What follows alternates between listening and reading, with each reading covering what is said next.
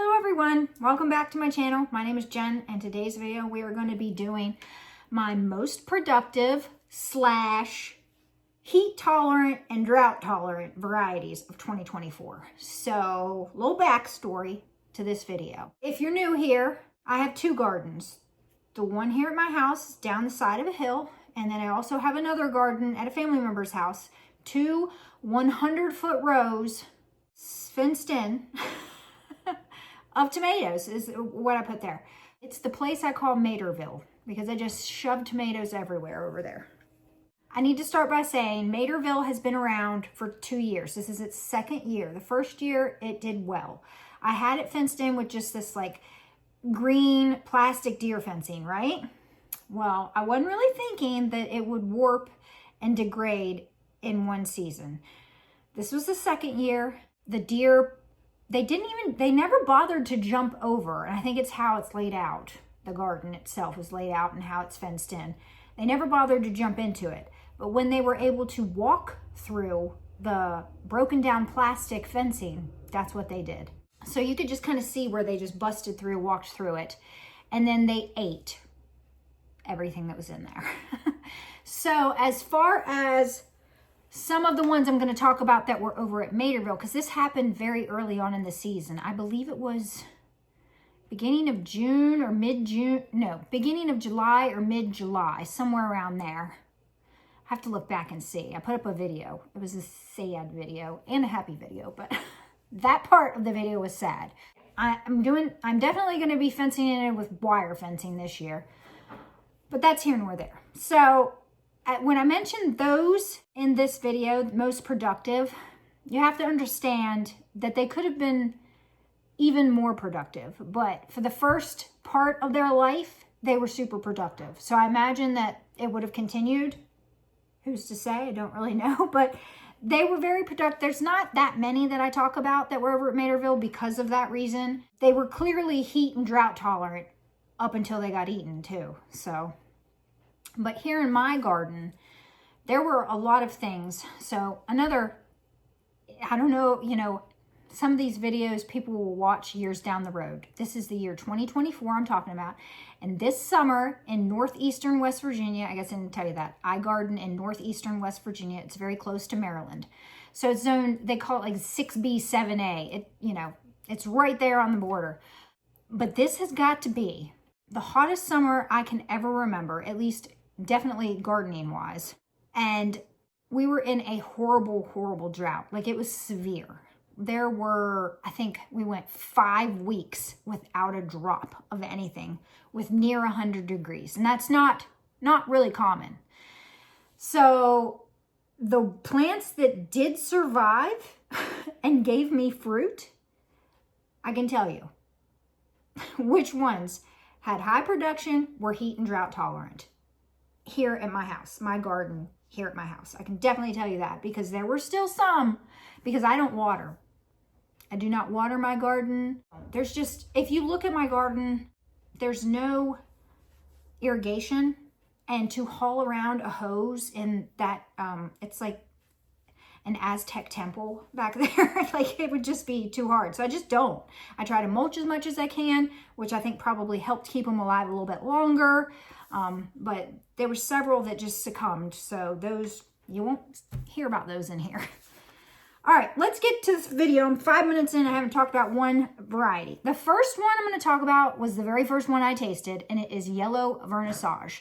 So it was a saladette, like pale yellow, pretty coloring. I've grown other vernissages. I've grown, I think, black vernissage. I grew about, was that 3 or 4 years ago? And then I grew red vernissage. Was that last year? Or pink vernissage? I don't know. There's a bunch of different colored ones. But this year I chose yellow vernissage. I actually have not been, I don't think, all that impressed with them. But I don't know why I keep trying them, but I do. I think black vernissage was probably, I might have done a taste test on that one, but that was probably the one that I liked the most. So this is not to tell you flavor-wise. This is to tell you if they were productive and if they survived heat and drought.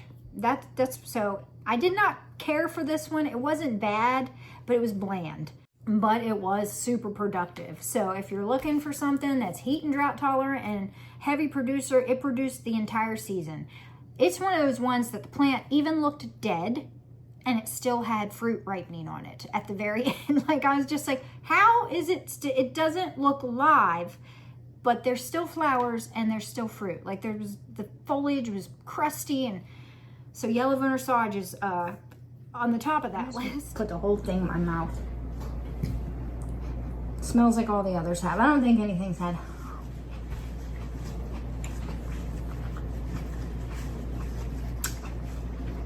Yeah. The skin's not that tough. Very vegetal. What? Vegetal. Vegetably? No, vegetal. I don't know what that is. Vegetably. Okay. It's a word. And it's a little mealy. Yes. Mm-hmm. So. Very like. I wasn't impressed. I'm still not impressed. And the refractometer gives it a 4.8. Can we eat this one? Or you gotta save it? Why do you want to? Because I want to give it another try. Okay. Then you're already saving it. No, there's tons of this on the Oh plant. boy. So I'll save seeds. Ton to this one, huh? Yeah. It was one of the first ones to ripen. This is the only indeterminate I've got so far. It's almost like, it's real bland. Mm-hmm. But then once you get into it, it has like a tartness. But really, like, the earthiness just overpowers everything. And it's mealy, so. It's not very good. I It haven't kind of had. tastes like dirt. The second one I'm going to talk about is butterscotch stripes. Now, this is one that I did like. It was also extremely productive. It's very pretty. It's like got butterscotch coloring with like green striping on the outside, and when you slice into it, it's just had the beautiful meat, good to meat to gel ratio. The texture of it was nice, but it was another one that it kept producing throughout the entire drought, throughout the entire heat wave. The whole summer was a heat wave. I don't know if you can call it a wave, because it was just a wave that never ended. Butterscotch stripes. We do have a butterscotch paste. I thought I started seeds for it, but I don't know if I did.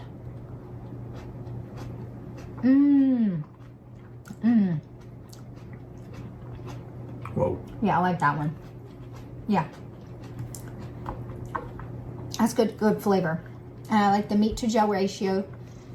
The meat's got the consistency that I like a good bite to it, not mushy or slimy. My skin's a little chewy.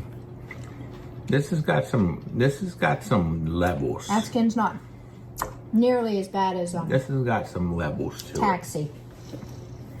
I like that one a lot. I thought that I might, because I like butterscotch so much. So it's got that good. Yeah, I like that one. Very fresh. I don't know. It's good, but it's bright. Like, it's like tart, and then it goes into something else. Kind of like what you're calling your smoky flavor. You feel that? No, I don't get no smoky. I get a brightness. No, I don't get no. Well, right off the bat I do, but then it changes. Are you getting different like flavors? Yeah, I mean, as it rolls around in my mouth, was it toxicity? Not toxicity. I forget what we said. The flavonoids, I The think. flavonoids mixed around. Or something like that. I forget. We're going to have to rewatch our old tomato taste test. Number 3 would be chocolate stripes. Something about the stripes. This one had a bricks of 8. I'm probably going to say this every single time. It was very productive. It survived the heat and the drought that we had. It stayed alive the entire season, and there was still fruit on it up until the first frost, which was like, I think, November. If I were to talk about flavor, it was super, super sweet. Almost to the point, but there's like nothing else to it, and I like layers in my flavor of tomatoes. So I like it to be sweet and tart, tangy. This was just sweet, so I kind of almost, it was good, but I need something else. You know what I mean? So it didn't make like my top, I don't know, what did I have? Top 15 or something like that this year. Okay, ready?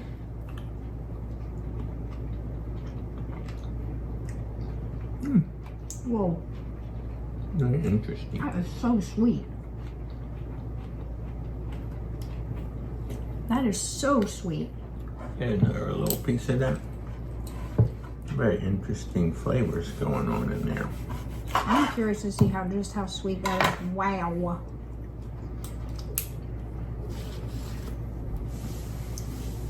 Yeah. That's an 8. That's the sweetest one we've tasted. It's interesting. I like it. You like it? Very sweet though. It's pretty sweet. That's a little more sweet than I like my tomatoes. Also, the meat's a little mushier than I like it to be. I don't mind it. I'm gonna cut this one, see if it's the same. Okay. Yeah, it is the same.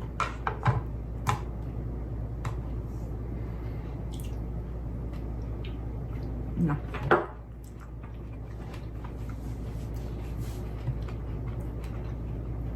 Same flavor.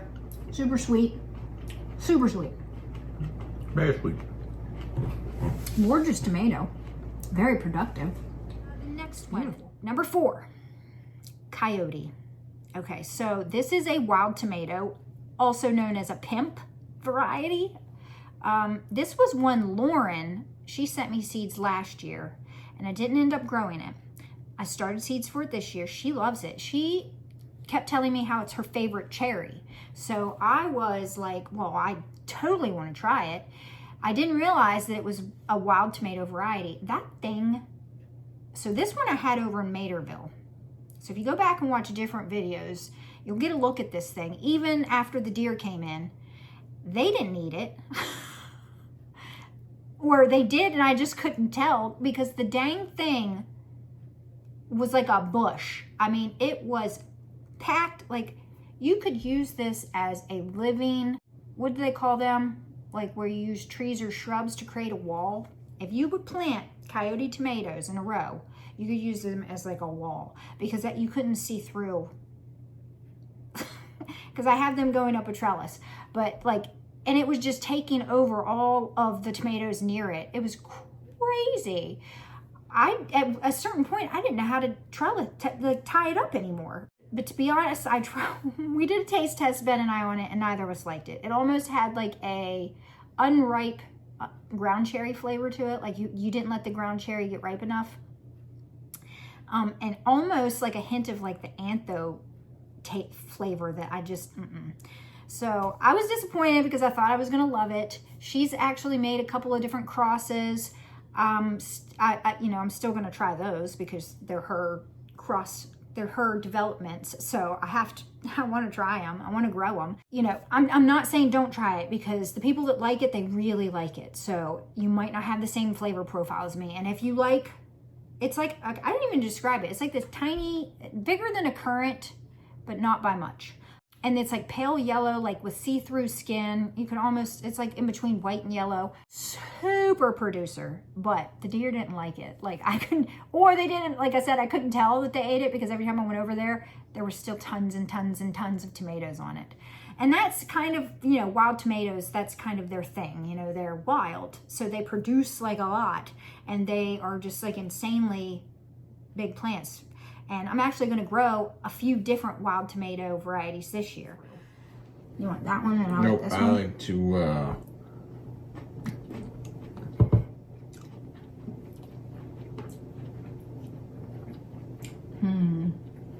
Oh. That can't be right. That's not like That's weird. remember them ground cherries we ate? That's what that tastes like to me. It's got a weird Like, what is that? What kind of flavor is that? I don't know, but It's so like, I don't even know how to explain it. I don't like it that much though. I don't either. Why? Can I have this? Is this the same one? Yeah, they're not going to taste any different though. I know, but Not enough juice to even, it's got all that gel, but it's not like juicy. Yeah, I don't think that's even gonna work still. Yeah, no, it's not. I don't know how to explain that. Like, it's a, you know, do you have any words for that? I don't like it. Weird? Weird. Very weird? Yeah. No, it's like a distinct, there's some tomatoes that have that flavor, but I don't know how to. It has definitely got a lot of gel. It's just like basically seeds and goo on the inside. Some people might like that flavor though. Yeah, know? it's I don't know. Lauren loves it. If this is... It's not bad. Ground cherry was very strong of that flavor. Yes. And I didn't like the ground cherry, but that I don't mind, but it's not my favorite. Okay, so I think we talked a lot about that. Oh, and it's another reason why Lauren liked it is because it was like super juicy or super, there was a lot of seeds and goo. Like it's basically the inside is seeds and goo. There's like no meat. Just seeds and goo. So if you like that, you'll like coyote.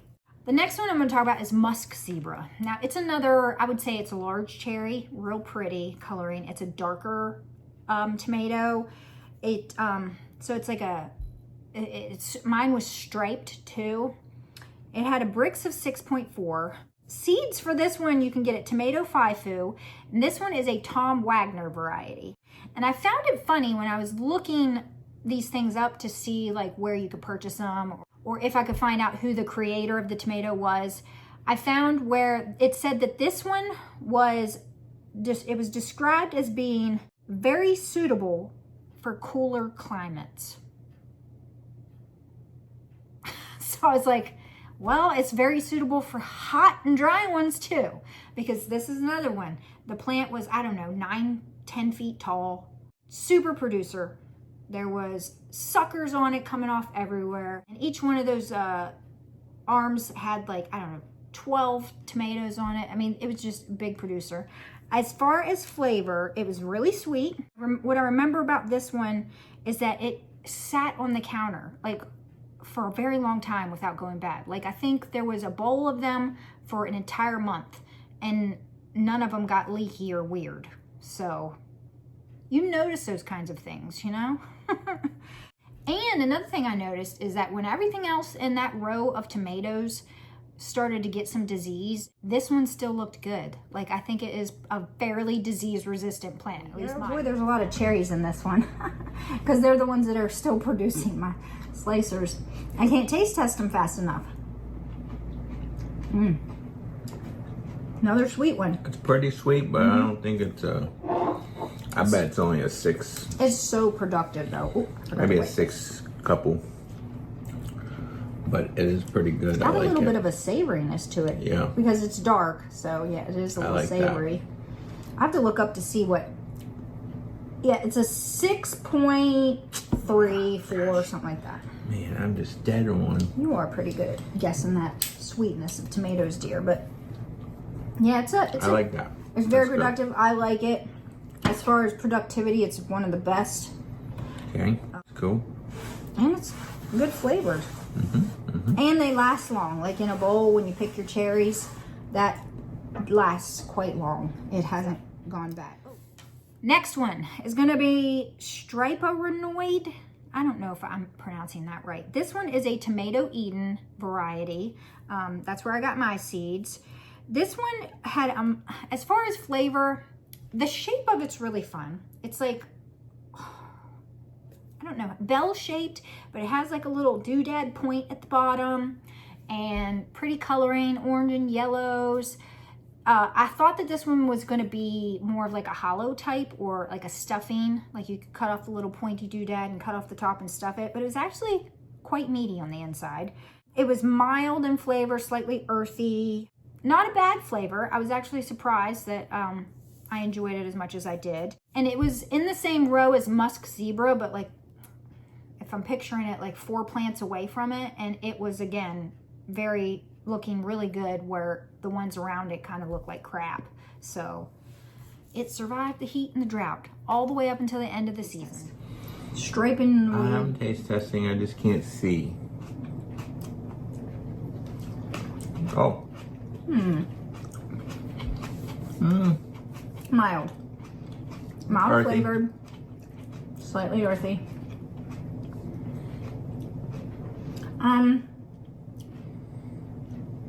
It's not bad. It's not bad. But yeah, It's there's hard not a to whole get- lot of. It's hard to taste that one after that strong sweet one.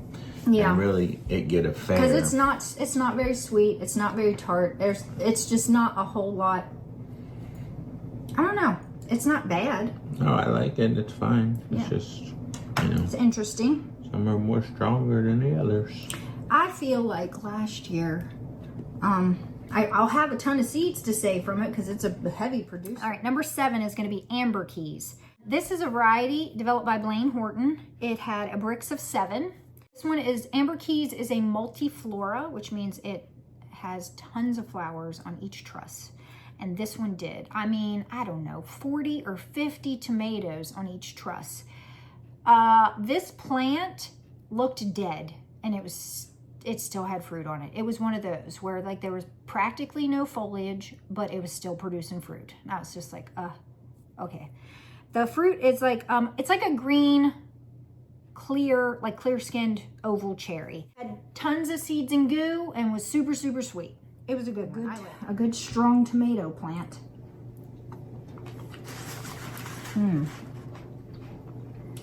Very sweet. Lots of goo. I showed you the inside, right? It's okay. Just regular. It's not. These are not juicy. No. They're not juicy enough to get on the. Oh no, yeah, okay. So this is a 7. It's very Is sweet. it? Yeah, Wow. got a lot of sugar content. Is this it? Can I have another one? Yeah. It's just really sweet. It's just really sweet. It's sweet, fun shape, very prolific, healthy tomato plant. The next one, number 8, is going to be kiwi. This was one I didn't like. I love green one ripes, but there's always one every year, 1 or 2 that I grow because I usually grow several that it does not have the flavor that I feel like green one ripe should, and kiwi was it. It's just a straight green one ripe, no striping whatsoever. It's another one that the plant looked dead and there's still fruit on it. It's bright green on the inside, and possibly, like sometimes when I taste vegetableness with tomatoes and plants look like they're dead, sometimes I wonder if maybe the plant's just not uptaking the nutrients that it needs to make the flavor of the tomato taste good. So I might possibly grow this one again and hope for better conditions and then taste to see if it has the same flavor. But there are some that I tasted, like Amber Keys. Like I love the flavor of that, and that plant looked dead. So I don't really know, you know. So I always say in a lot of my videos, these are my experiences with these varieties. Now I know that some of you, I do these videos to kind of give you an idea of what you should grow. But at the same time, I don't want my opinion to be the end all be all. But that said, you know, I didn't like it. This one was very mild in flavor. It didn't have that green one ripe zinger that I usually like. It had tough skin. And in my opinion, it was like too juicy. Like there's a certain amount of juiciness that I need in my meat. And this one was just juice city. I didn't like it. So kiwi is a no-go. Okay. It smells like all the others. A lot of seeds. I have a lot of seeds. I need more. That's a lot milder in flavor than the one I just had in my mouth. It's a vegetable like. A little bit. It's not bad. Skin's tougher. Skin's tough. It's more like a vegetable flavor. And it's sort of kind of just bland. It's juice. It's juicy. It's juicy. It's very ripe. But yeah, it's just kind of there's not a wow factor to it. It's really pretty though. It's got a little bit of that like terracotta color at the bottom. All right, number 9 is going to be Moses. So Moses was one that I had over in Materville. So I think the next two are the only 2 I'm going to talk about, and these 2 were over in Materville. First one is Moses. This one was a large red slicer. The flavor of Moses was pretty good. It wasn't bad, but it wasn't anything super special. The skin on Moses looked almost fake. It was like very shiny. Like it just looked like it could be a fake piece of fruit. Like I said, the flavor was pretty good, and it was like good classic tomato flavor. The reason why these two are on here is because up until the deer ate all the fruits on it, this one had a ton of fruit on it. Not only did I get, I think, 5 or 6 large slicers from it before the deer ate it, which I grew a ton of tomatoes over there, and there were some that I didn't get not one tomato from it. So these were early large producers. And there was a ton more flowers and a ton more fruit all the way up the giant plants. Both this one and the next one I'm going to talk about, the plants were giant and had tons of flowers and tons of unripe fruit, which got eaten. The deer ate the unripe fruit too.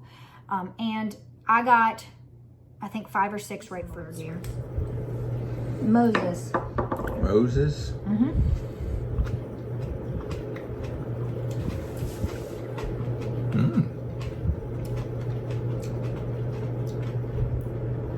I kind of like that one. I do too. That's pretty good. Out of all the ones we've tasted, I like Moses the best.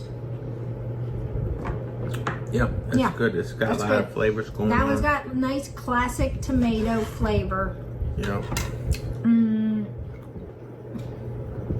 A little tangy, a little sweet. Not much tangy, just a little bit, like a hint. A little sweet. And as far as production, it's pretty good. And then it's earthy a little bit at the end. But not like bad earthy. Not barn-like.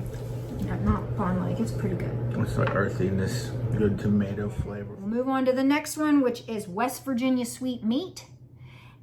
Same kind of deal. It was very close by to Moses, and I think I got 4. This was probably my biggest slicer, was West Virginia sweet meat. I had like a really, really big one, but it didn't even weigh 1 pound. So it wasn't like, I guess it was more full of air, but it was like big. And it was another red one. And I got 4 really big slicers. And again, it had unripe tomatoes and then tons of flowers on the top, and then everything got eaten. So I think it would be a super productive one. I definitely know it was heat and drought tolerant until it got eaten all up. So those are my 2 from Materville that I think and they were like, I think they could have been, I think both of those could have given me even bigger tomatoes had there been some rain and had it not been so hot. Ooh. Classic. Classic, very classic.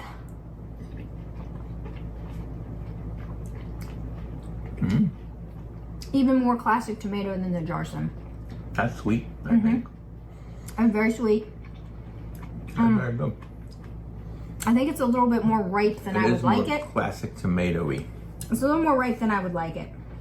I think it would be like, at this ripeness is where I'd kind of like it. But it's a good red tomato. It's real good. You like it a lot? I do. It's only a 5.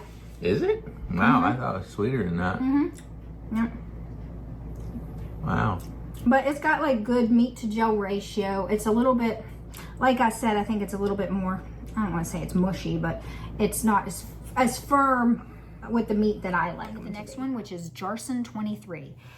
All right, so this one is one of those ones that, as far as production, starts off a little slow, and then in the middle picks it up like a lot, and then at the end it still is producing quite a lot.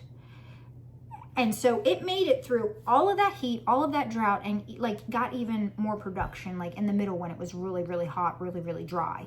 And then it didn't die, and it still gave me decent sized slicers at the end of the season. So, and it was delicious. I think it made it, I'm not sure if it made my top 15, or I might be keeping it. I'm doing one for all my favorite Jarsons and then another video for all my favorite Cazulas. This one was like a dark heart shaped. This one, like, I thought there was going to be some umami to it, but it wasn't. It was really fruity, and it kind of had like a hint of like peach or pineapple.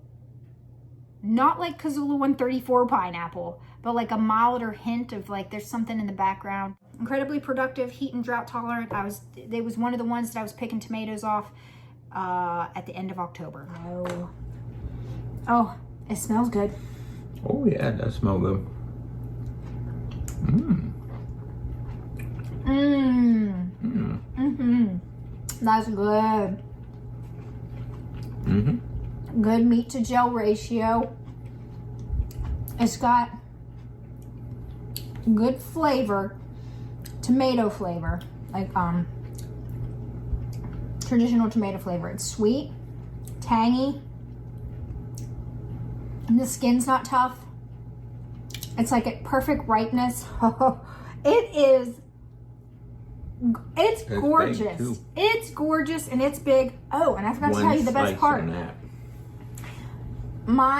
I think I've said it in other taste tests. You've probably heard it. I don't know when any of them are going to get edited, but my tomato plants are struggling. We had like 6 weeks of 90s temperatures that never let up with no rain. And this one Jarson plant has given me, to this date, I think 8 tomatoes. Big, delicious, gorgeous looking tomatoes. Not all as big as this one. This is probably, I think I've gotten 3 that are this size. So Jarson 23 is already a big winner in my book because one, oh yeah, you're gonna test. You go ahead and talk, dear. One, it's productive. You don't have to stop on. Oh, it's I was just watching you. It's interesting. This it's is productive. only a 5. Oh, I mean, well, it's good. I mean, though. that's pretty decent for a slice. Oh, of it's it. good though. I don't think we've showed them.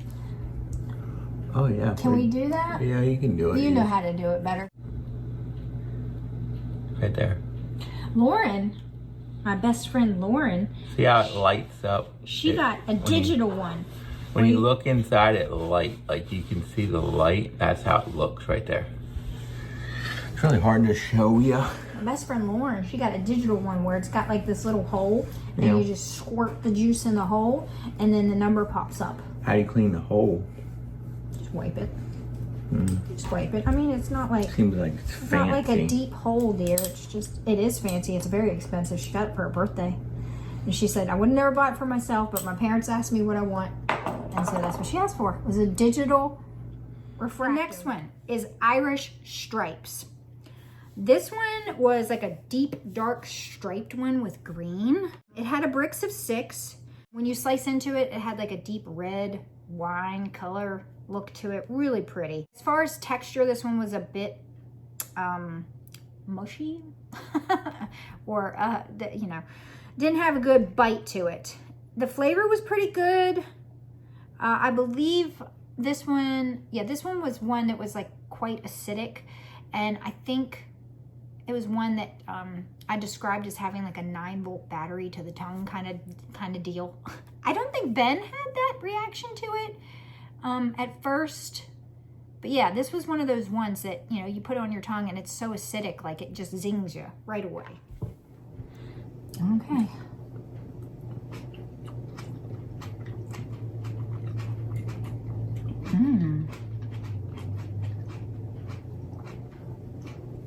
A little bit on the mushier side, texture-wise. But I like the flavor of it. It gives a little kick to your tongue when you put it on there. That's a good sandwich tomato, I feel like. That's got some tang on it. Ooh. Good meat and goo ratio. Ooh. Just put that on your tongue and you're like, man. That's a good tomato mayo sandwich tomato. That's really good. Just take a piece of that and stick it on your tongue. I feel like you put a 9-volt on there. You feel that? No. You don't? That's what it feels like to me. I don't really know what a 9-volt like. I don't recall. You never put a 9-volt on your tongue? Went lean. You test it? Not that I recall. It's not that extreme, but that's good. I like the flavor of that. It It's is very, good. very bold. Yeah. I like the boldness of it. These ones that are like dark, like girl weird thing, this kind of reminds me of that one. They do have that like deep, complex, bold 9-volt 9-volt. acidic flavor. Yeah. Do you want to see how sweet it is? Sure. Making a mess. 6.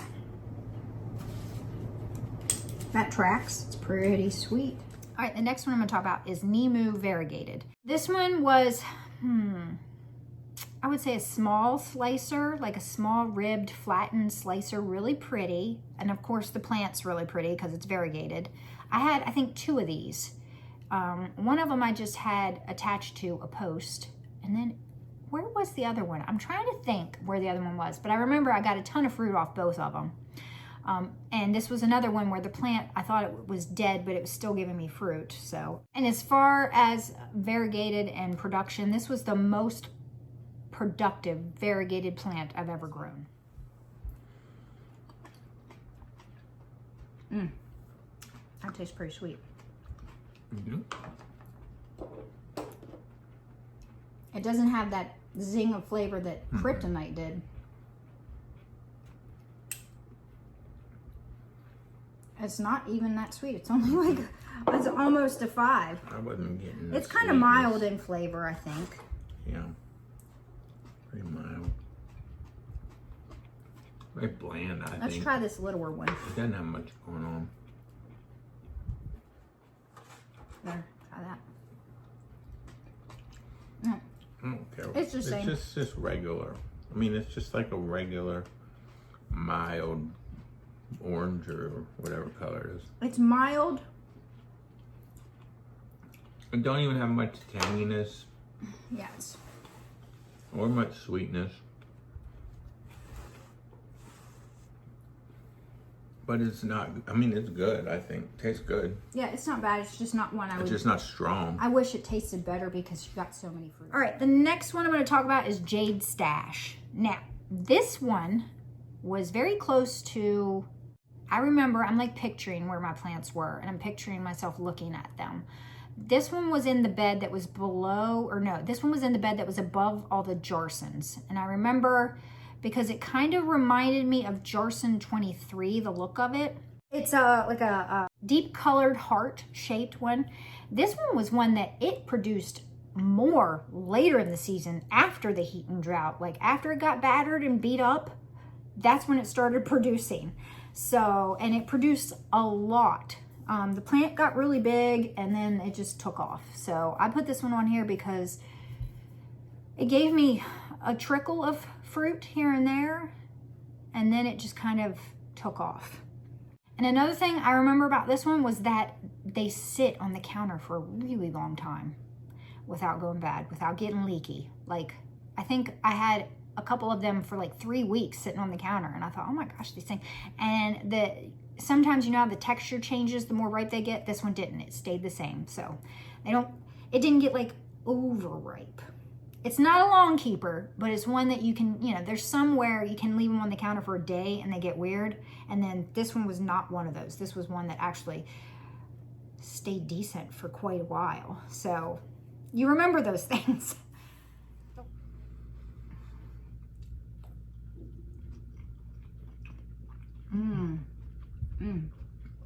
That's creamy. You don't feel the creaminess? The flesh is very buttery soft. It's got good flavor. Oh, it's got some acidity to it. Skin left in my mouth. Not a fan of the skin. I don't. How is it buttery soft? I'm gonna give you that bite. Not the skin, the flesh, the meat. Well, you said skin. Did I? Pretty sure. Let's rewind it. The flesh is very buttery soft. Yes, you did. We'll see. Yeah, I don't know. I think you did. What do you think? But yeah, of this it's like it's this, you know, smooth consistency until you get to the skin. But it's not bad. The skin's not bad. I didn't feel it on the other one you gave me, so maybe my teeth weren't working. Your teeth weren't working? I don't know. I didn't really get it on the second try. Oh. Yeah, the skin, I don't think the skin was No, I don't think super it was. tough. I don't And think it was wasn't bad. by any means, but like the meat of it was very. The last one I'm going to talk about is Gondwana Moon. Now this one was a dwarf. I think this was probably, is Nimo variegated a dwarf too? Not sure. I have to go back and look. I feel like it was a smaller plant, but it might not have been. It just might not have gotten very tall. Okay, we're going back to Gondwana Moon, but this one is a dwarf. This thing was not even 2 feet tall, and it was so full of fruit. I could not get it to stay on the, I had like these little stakes, these green stakes that are I think 4 feet tall. And I could not get it to stay on the stake. Like the fruit just kept like pulling the dang thing. It pulled the stake down. Like maybe it didn't have it down to the ground enough, but at a certain point I was just like, okay, fine. But it obviously disease resistant because it was laying on the ground and kept producing. Like I would lift the thing up and it was just piled full of Gondwana Moon fruit. So Gondwana Moon is a Patrina Nusk small variety that she created. I think these just came out last year. So you can find these on Victory Seeds. This one, it's like yellow with a little bit of antho on the top. As far as flavor, I think it was bland and mealy. It just, I didn't really like it. As far as any of the Gondwana, I didn't really like any of them actually. I grew 3. I think there's more. There might be 3 more. So I might grow those this year. I don't think any of them wowed me, but go for it. Okay.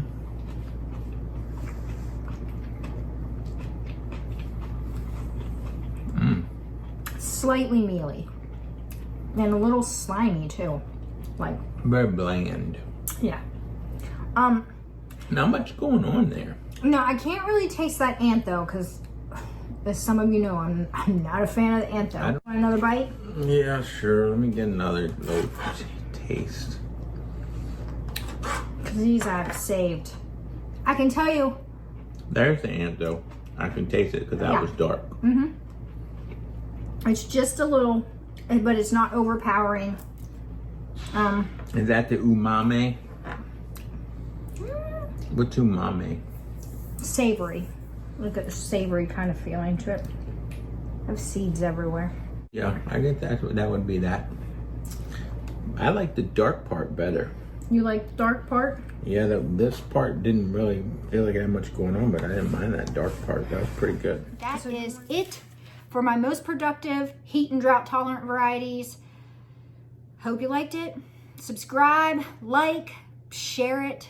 Leave a comment, let me know if you disagree with me with any of these, which is fine, you know, we're all entitled to our opinions. We all have different taste buds.